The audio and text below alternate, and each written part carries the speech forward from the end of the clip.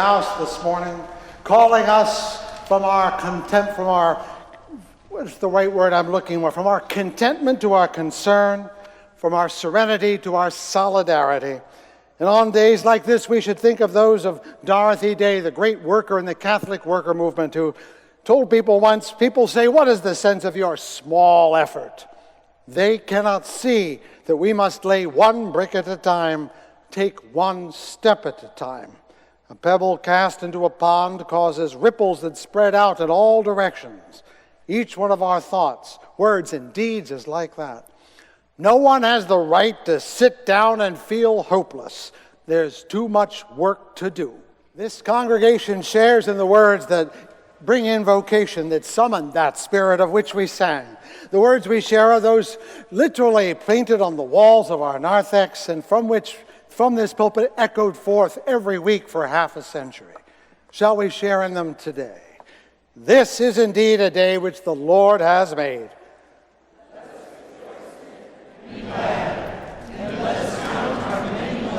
Let us be grateful for the capacity to see, feel, hear, and understand.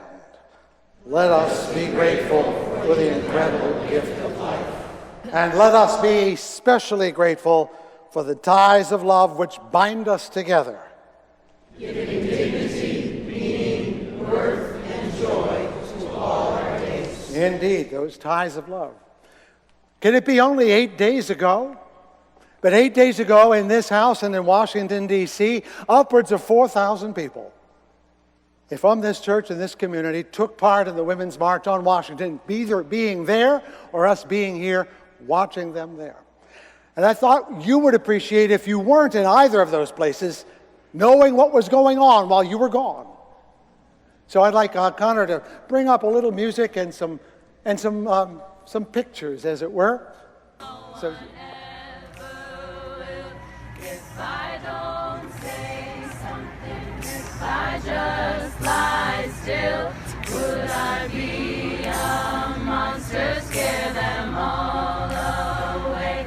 If I let them hear what I have to say,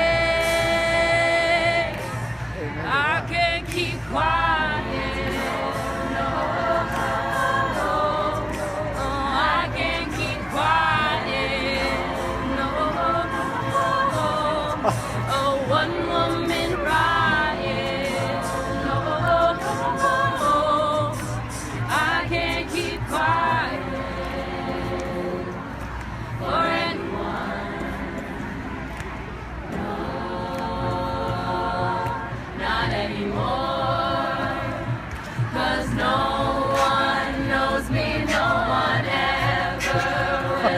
If I don't say something, take that dry blue pill.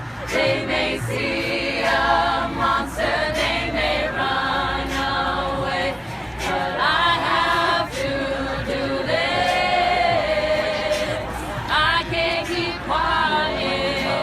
No. So, as Fred said, my name is Jack Waller. For those of you who don't know me, I'm the executive director at Fountain Street Church. I asked Kristen if I could go first because I don't want to talk and I want to let the rest of them do it. So, if anyone has any questions or wants to talk about what happened here last Saturday, I will be around. But I think a better use of this time is to hear from those who went. At the end of it, I'm not clergy, so I feel like I can ask this in here. I think they deserve a round of applause. No, not right now. No. Oh, no, do it right. Oh, yeah, there's nothing wrong with two.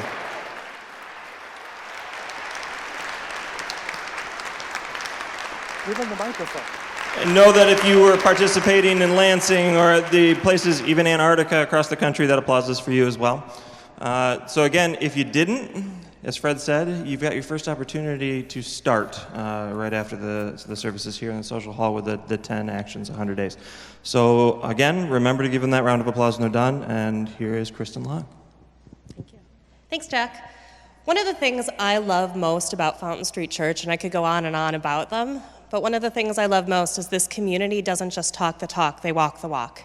And last week, more than anything, I think we showed that. So thank you all that participated here or supported in sending us to Washington, D.C., or were part of something in your own home, or just held space for us to be able to do that.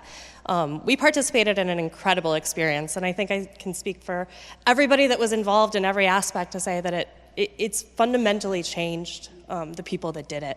It's an incredible experience, and we have a lot of work to do, and I know we're so capable of doing that as a community. So I'm so excited to see what comes out of this. So I'm going to pass this along to some of the marchers that were on this trip that made this the experience that it really was.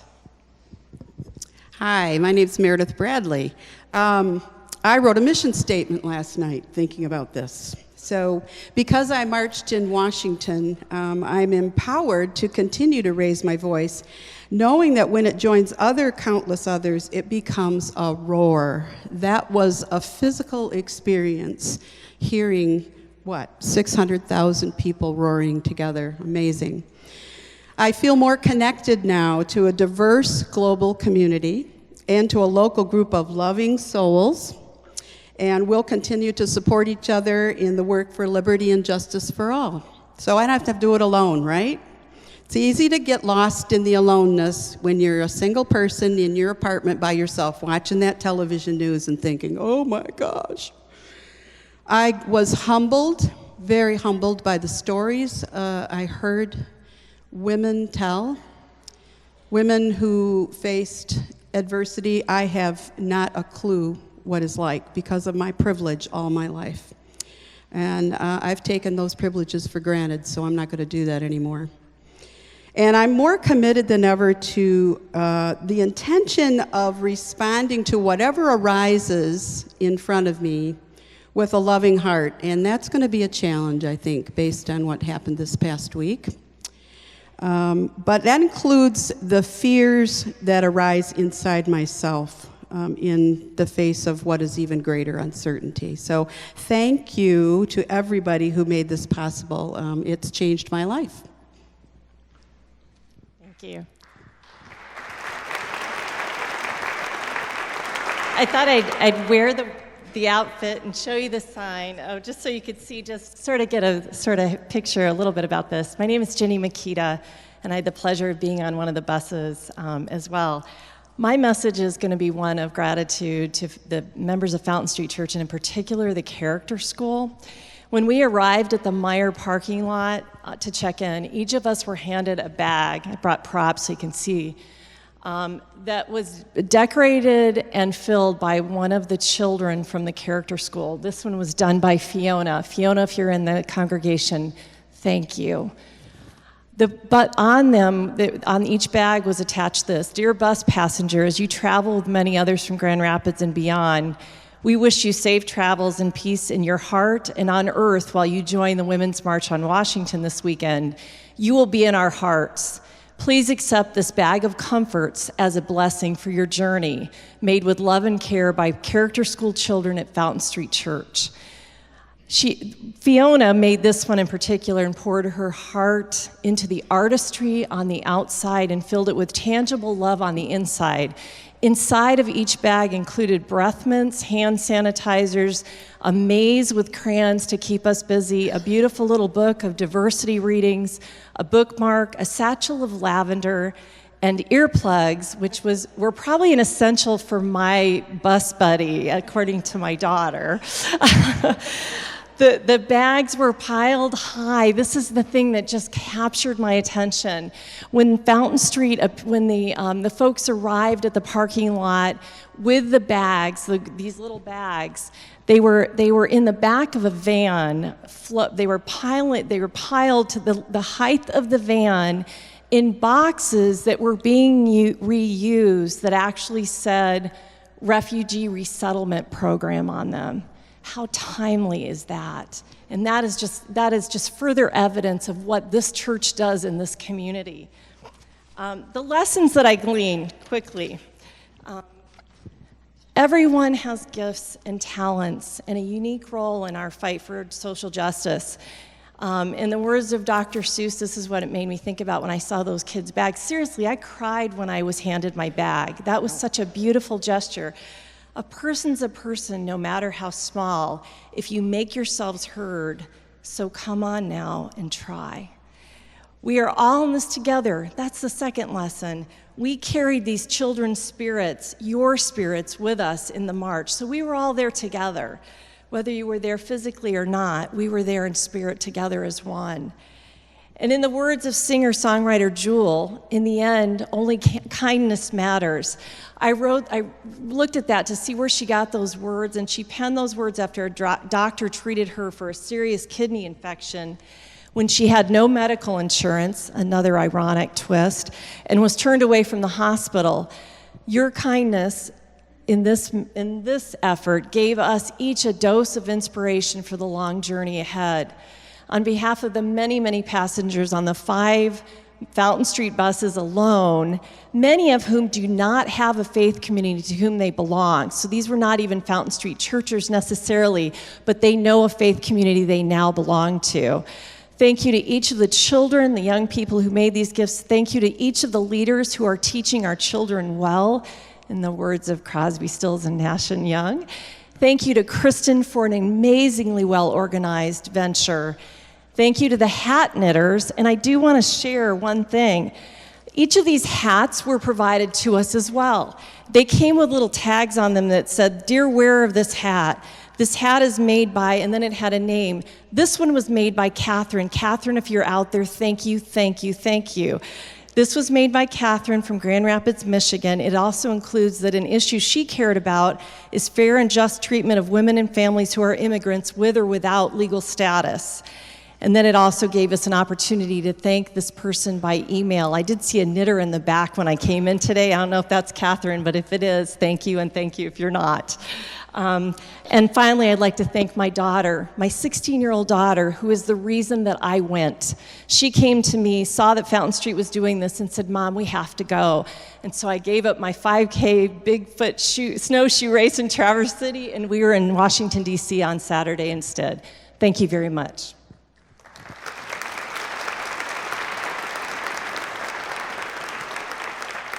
Hi, my name is Greta Cruz, and like my mom mentioned, I'm 16 years old, so I can't vote, and in that way I feel hopeless, or I felt hopeless previous to this, because they always tell us in school and in our communities, like, you need to vote. That's your voice. That's how you make your voice heard, but I can't do that. So I felt hopeless. And a week ago on Sunday, I was exhausted after an amazing march and an amazing experience. And I was emotionally and physically drained, but in the best way possible. But it was nothing compared to what now, a week later, how exhausted I feel after seeing the changes in our country after only just a week. But the one thing that has remained true from last Sunday to this Sunday is my hope remains unbreakable and constant after the event on Saturday. Seeing the unity of so many different groups, people, genders, all across the spectrum, provided me with hope. It showed me peace. It showed me love in the most tangible form that I think I've ever seen in my 16 years of age. And I am so thankful for that. And it's also made me notice the unity and the peace and the hope in the small ways around me, because before I thought my singular voice wasn't very loud, and I thought these little examples weren't enough to make a difference. But now I notice them and I realize they are, because collectively they make such a loud roar. It's my U.S. history teacher from last year giving me a high five as I walk down the hallway and telling me Dr. King would be proud. It's one of my best friends from Germany who's a foreign exchange student showing me things that her family and friends are sending her, saying that Germany is standing united with us as well. It's all around us if you just look. To those of you who couldn't attend the march in D.C., if you were a part of it in any way, even if you watched a video on a screen, you are still a part of the movement, you are still a part of the march. And even though Saturday is over and a week has passed and so much more has happened, we are still marching every day, and the unity will continue and the peace will continue, because we refuse to be complacent, we refuse to be silent, and I think that's more powerful than any voice could ever tell us to be quiet.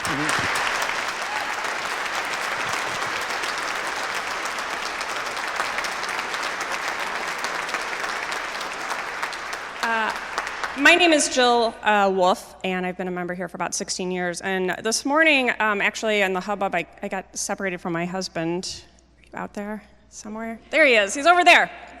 And this actually works out well because I had first heard about the march when he said that his ex-wife had called him and asked and said, I want to go to this march. Can you watch the kids? Now, we've been married 2.5 years. Between the two of us, we're kind of a Brady bunch. He's got 3, I've got 2. And, I kind of had to stop and think really hard, because I wanted to go to the march too, and I will tell you, I'm a small business owner, I'm a U.S. Army vet, but this relationship, sometimes with exes and everything, is probably about the hardest thing that I've ever done. We work really, really hard, she and I, to try to create a healthy relationship. So the kids can, have room to grow, and so we can too. And so because he was able to step up and watch the kids for both of us, we were both able to go on the march. And to me, that just feels like I don't know, like a metaphor for the country somehow, that if she and I can kind of work through this and find our path through it, I think that there's hope for all of us to be able to do this. And I also, it's just a note of gratitude for the husbands, the fathers, the brothers, the sons, all of you. Again, we've all said this. We wouldn't be able to do this work without you, and so just thank you. Thank you very much. Thank you all for sharing your story. Thank you so much again, Fountain Street Church. Yes, thank you. You can do better than that. Come on.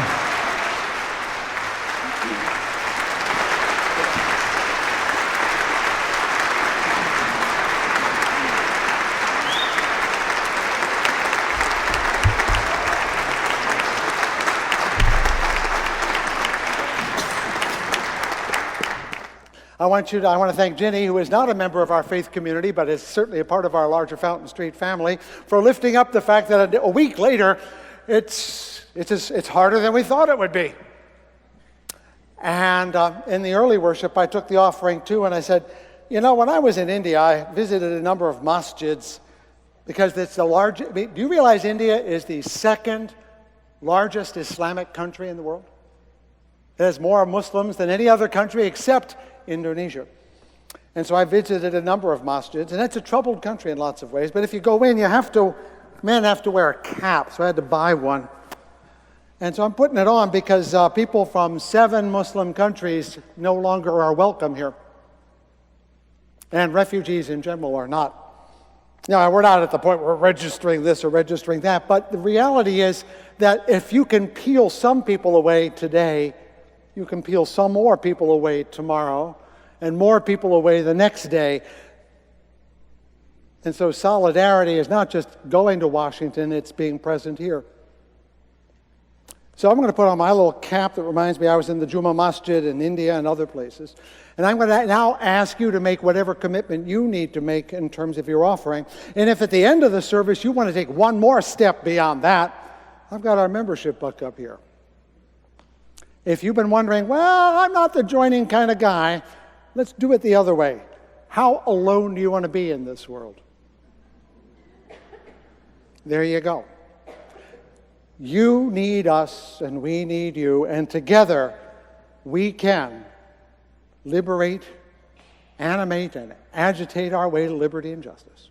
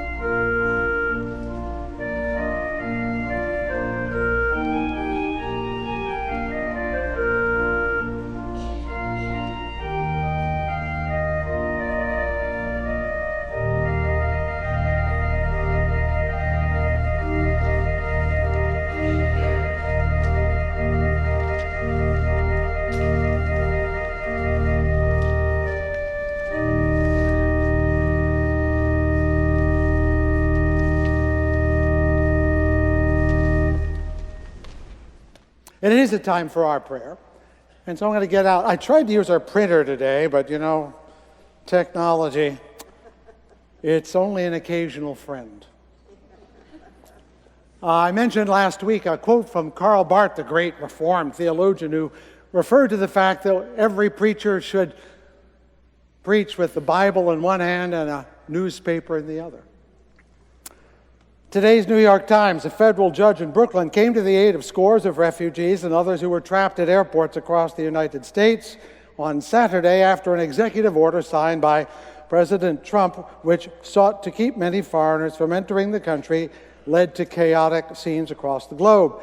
The judge's ruling blocked part of the president's actions, preventing the government from deporting some arrivals who found themselves ensnared by the presidential order. But it stopped short of letting them into the country or issuing a broader ruling on the constitutionality of Mr. Trump's actions. That's the newspaper. Today's Christian lectionary includes the following passage from the Gospel of Matthew. When Jesus saw the crowds, he went up to the mountain, and after he sat down, his disciples came to him. Then he began to speak and taught them, saying, "Blessed are the poor in spirit." Did you hear that? For theirs is the kingdom of heaven. Blessed are those who mourn, for they shall be comforted. Blessed are the meek, for they will inherit the earth. Blessed are those who hunger and thirst for righteousness, for they will be filled. Blessed are the merciful. I'll say that one again. Blessed are the merciful, for they shall receive mercy. Blessed are the pure in heart, for they will see God. Blessed are the peacemakers, for they will be called children of God. Blessed are those who are persecuted for righteousness' sake. Blessed are those who are persecuted for righteousness' sake, for theirs is the kingdom of heaven. I should like to make a prayer on that, but I think Jesus did it for me. We will open our hearts by observing a time of silence as we compare the words of the ancient rabbi with those of present moments, and hope that we will remember the older words longer than the present ones. Let us be at prayer.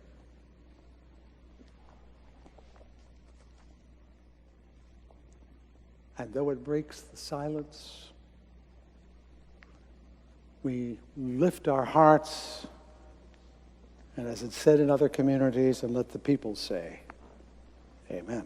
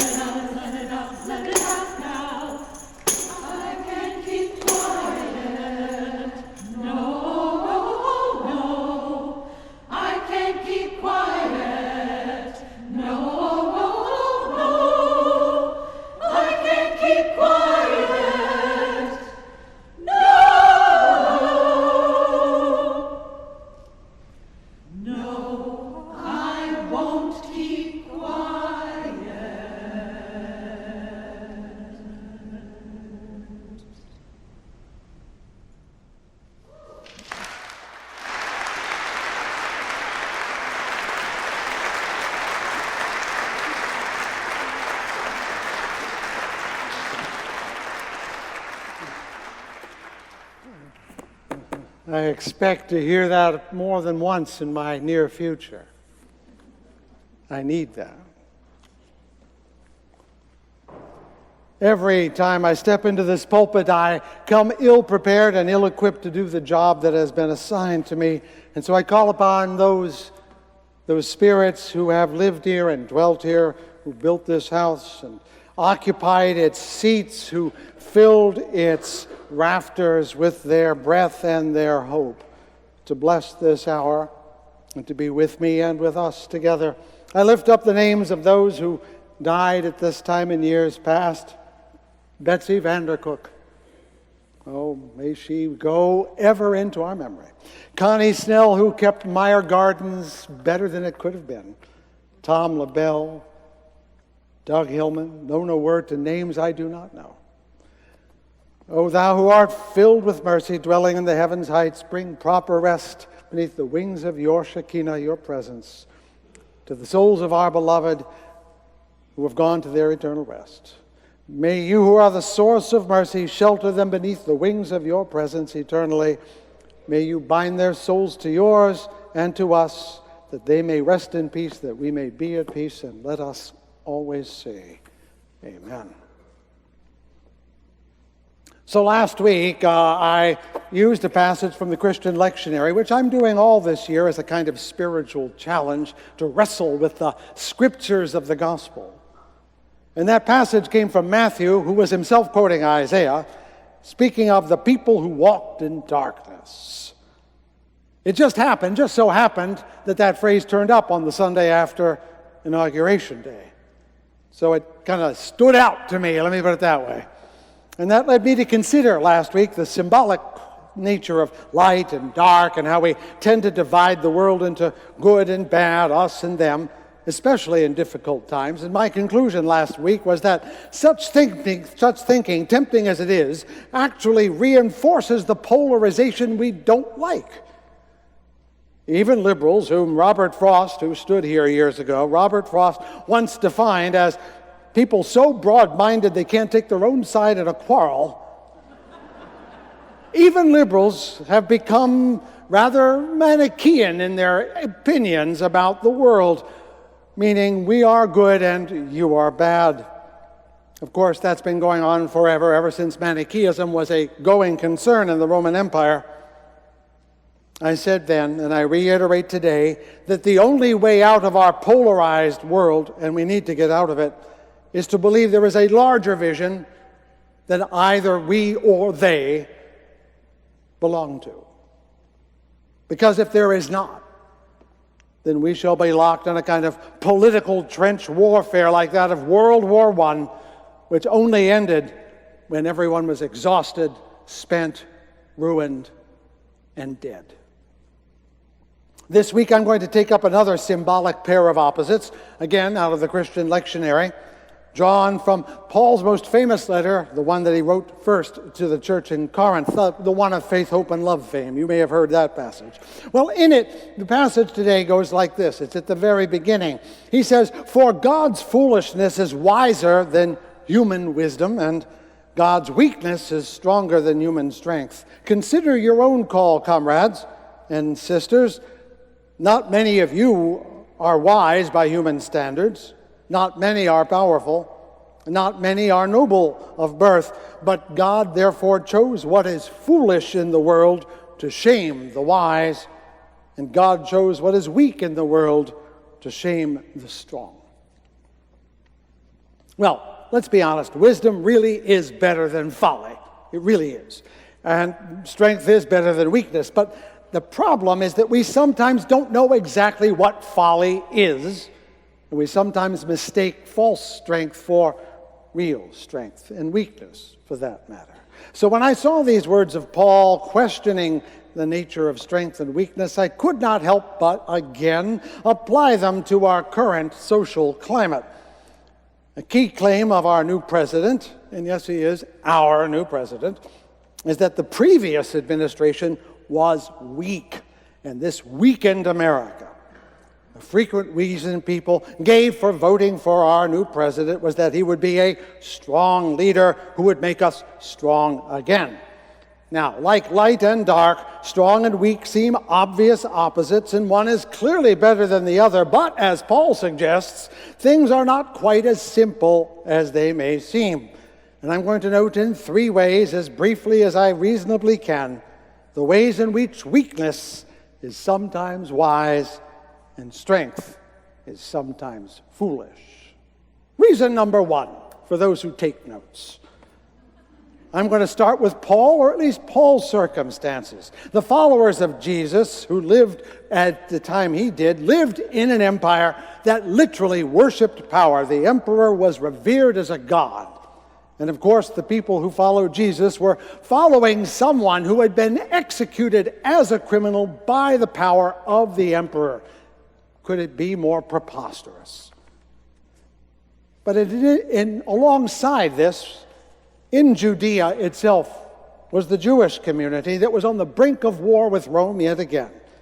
In the year 70, a war broke out, and the Romans bested the Jews, demolished Jerusalem, destroyed the temple, and over the next century, emptied Judea of all the Jews they could find. They were reduced to a mere sliver of who they were, scattered like flotsam over the empire. And ironically, that may have saved them in the long run. Here's what happened. They were now a stateless people. They had only their religion, perhaps their language. They got together in places called gathering places. There's a Greek word for that called synagogue.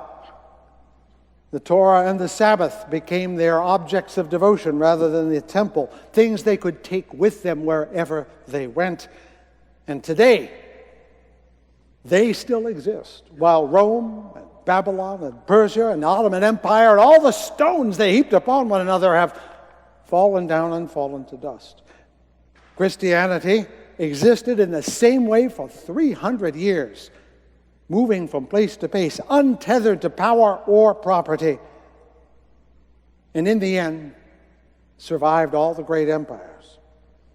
So I tell you and ask you, which was the stronger choice? Maybe the weaker side was the stronger in the long run. Religion at its best, and it rarely gets there, I should add, rejects worldly strength and worldly power. It should, in fact, actually choose weakness, because worldly power and strength is a Goliath. You remember the story of Goliath? Some of you do, I'm sure. Goliath is the fabled giant of the Philistines who was facing off against the Israelite army. And the army of the Israelites shivered with fear. Their swords rattled in their hands from anxiety. And when Goliath said, "Show me your greatest champion and I will take him on," not a one of them would face Goliath, because he was a monster, he was huge, and he was known for being unbeatable. So they looked around and said, "Who of us will take on Goliath?" Do you remember the story? David, a boy, wearing nothing but a tunic, and his only weapon was a slingshot. They said, "Well, here, take our sword." He said, "I can't lift this sword." "Well, put on your armor," and the armor weighed him down, and he looked silly in it. So he said, "No, I'll go down to the river." And he picked 5 smooth stones to put in his pouch and went out to meet Goliath. And he flung the slingshot in just the right way. A smart young man knows how to fling a slingshot at a wolf that's trying to get a sheep, and struck Goliath right in the forehead, knocked him flat, and at that moment he took the same sword that Goliath had and severed the giant's head. So goes the story, at least. But it's a parable, you know. The Christian theologian Stanley Hauerwas has written in this week's Washington Post, Trump identifies as a Presbyterian. However, he has said he does not need a prayer for confession of sins because he has done nothing that requires forgiveness. Trump, in his mind, says Hauerwas, is not just the President of the United States, he is our Savior. In my estimation, speaking of Fred Wooden, he is not our Savior. He is our Goliath, whose sense of size and power is so great that we are all afraid that he will use it. Giants are not what we think they are, says Malcolm Gladwell. The same qualities that appear to give them strength are often the sources of great weakness. Goliath thought himself invincible. I'm bigger than all the other boys. They can't hurt me. And of course, the men in the Israelite army only saw Goliath as a giant soldier. They shrank. But David, a boy, saw a weakness in Goliath that stronger men could not. Only those who own their weakness can see it in others. That's why religion must choose the path of worldly weakness if it is to take on the putative strong, the braggarts and the Goliaths of the world. Religion at its best chooses weakness as its strength. I ran into this splendid observation by Gustave Flaubert. This sense of my own weakness and emptiness comforts me. I feel myself a mere speck of dust lost in space, yet I am a part of that endless grandeur which envelops me. He's describing a religious experience. If you're fortunate, you've had one or two. But could anything be further from those who proclaim their power and might? Has anyone named Goliath or looked like Goliath ever said, I've had a religious experience? Perhaps, but only when confronted with a mirror. Let that sink in for a moment. Worldly strength and desire for worldly strength blinds some people, keeps them enslaved to the false god of power, even themselves. But weakness enlightens, and in so doing, it liberates. What seems like strength in this moment, power, privilege, position, is ultimately a weakness that will undo that person. As I end a month of sermons about liberation, I am saying our liberal faith, the one that rejects all the claims of majesty on the part of religion, also rejects worldly strength in order to liberate us from the temptation of power, which, as Stanley Hauerwas elsewhere notes, inevitably leads to idolatry.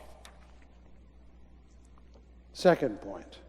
Once freed from the false notion of strength, religion at its best helps us keep our eyes on the real prize, namely a people, a nation committed to liberty and justice for all. These are not mere civic virtues we spout when we stand in front of our flag or wear a pin on our lapel. These are spiritual values. Our commitment to liberty and justice is bigger than the United States. It is something truly universal, to whom we give our ultimate loyalty, the human heart, not just something apparently strong like the state in its apparatus of patriotism. I do not mean we should withdraw from present struggles. No, we must be deeply engaged. But as David was, young David, he went against Goliath, remember, with a slingshot. And the story says, as I told you, he went and found 5 smooth stones in the river, one of which knocked him flat. The liberal church has 5 smooth stones in its pouch. We should not forget what they are. One is truth, not the truth we own, but the truth to whom we are accountable, to which we are accountable. If it's a fact, it's true. If we don't like it, it doesn't matter. It's still true. That's number one. We are loyal to the truth, whatever it tells us. Number 2, spiritual and moral equality of all people. There is no superior, inferior, better, less than. A person is a person, no matter how small. And all of us are pretty damned small. The third stone is to proclaim liberty and justice for all as a spiritual good, not a mere political good. It must transcend state. It must transcend this moment. It must be what we are about as human beings. A fourth is to work for that liberty and justice, not just talk about it in a pulpit on Sunday. Thank you, Kristen. Thank you, Jenny. Thank you. Thank you. 285 thank yous, plus however many signed cards today. We must work for liberty and justice, not just believe in them. And the fifth, this is the hardest one, is to have hope in the long run, even if the short run looks pretty bleak. They're not very impressive stones. That's what they are. They're stones. There's no clouds of glory, no heaven or hell, no angels with flaming swords, none of that stuff.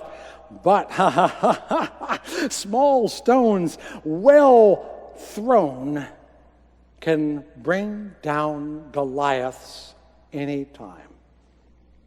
From my weakness, says Jorge Luis Borges, from my weakness I drew strength that never left me. Let us claim our stones, our small slingshots. Our faith animates us to use our weakness as a strength, capable of slaying false giants and dragons. Third, our religion at its best creates an army of weaklings with nothing but slingshots, who bit by bit, age after age, with no extraordinary power, reconstitute the world. That's Adrienne Rich, by the way. What a fabulous poet she is. I once heard Jim Forbes, the minister emeritus at Riverside Church, speak of recruiting human race activists. That's it. That's what we do here. Our times needs human race activists. And this church should be an enlistment center with a sign out front. Eager to join? Come on in. A few weeks ago, I said we should follow the example of Henry Ward Beecher's Plymouth Church in the 19th century, which is known as the Grand Central Station of the Underground Railroad. Well, and I said then we should become the Grand Central Station of liberty and justice. I think you want to do that. I think you would be proud to be that place. And what a train left our station last Friday. I was there, 1, 2, 3, 4, 5 buses. And as Kristen pointed out, we could have filled another 5 if the company had the buses to go with them. And alongside that, an event here, where we hoped maybe 100 or so people would drop by. Well, it was more like 100 or so people every 20 minutes. 3,000. Altogether, almost 4,000 people. And then lest we forget, the previous Monday, scarcely 5 days before, 1,000 people were here in honor of Dr. King. If that's not a Grand Central Station, I don't know what is. Can anyone remember a time when this church was doing that much, so much, in such a short amount of time? Certainly not in my tenure. Now, there are churches that have thousands who worship there every week.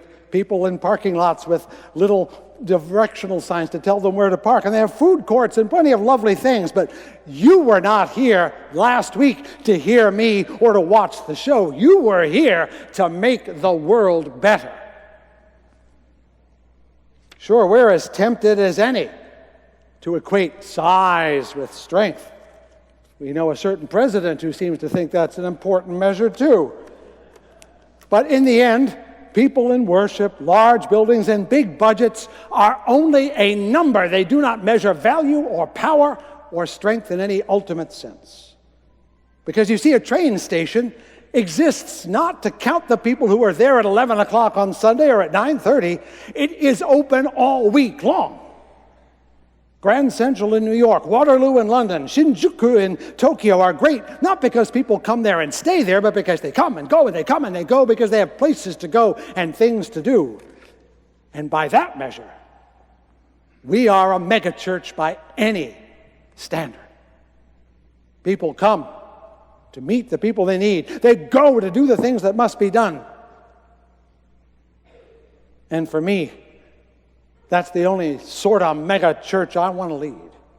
One that is mega connected to its communities without as well as within. Mega committed to equality and dignity and liberty and justice. That's the kind of mega church I would like us to be. I think we could be. I think we should be. I think we can be. Next month, I'm going to turn my theme from liberation to animation, to the soulful nature of the work before us.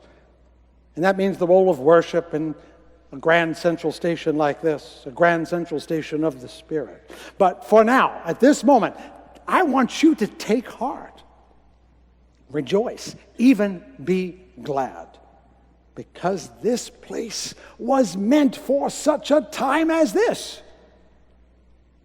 This is where we become what we could always could have been, the place of liberty and justice. So if you've been thinking, should I join this church? The answer is yes, instantly. We'll help you. Should you be here on Sunday? Yes, each and every week if you can, because you need it. Because we need you as much as you need us to be the place where liberty and justice have a fighting chance. Help us recruit that army of human race activists, weaklings with nothing but slingshots and a few stones named truth, equality, liberty, justice, and hope. Because those five alone, well, we need no shields, no helmets or spears. We don't need any of the trappings of strength, because if we have those five smooth stones, we can fell any giant that comes along. Let us be that army, and let us go and kill us a few Goliaths. May the words of my mouth and the meditations of my heart be found true in thy sight, thou who art my rock and my redeemer. Amen and amen.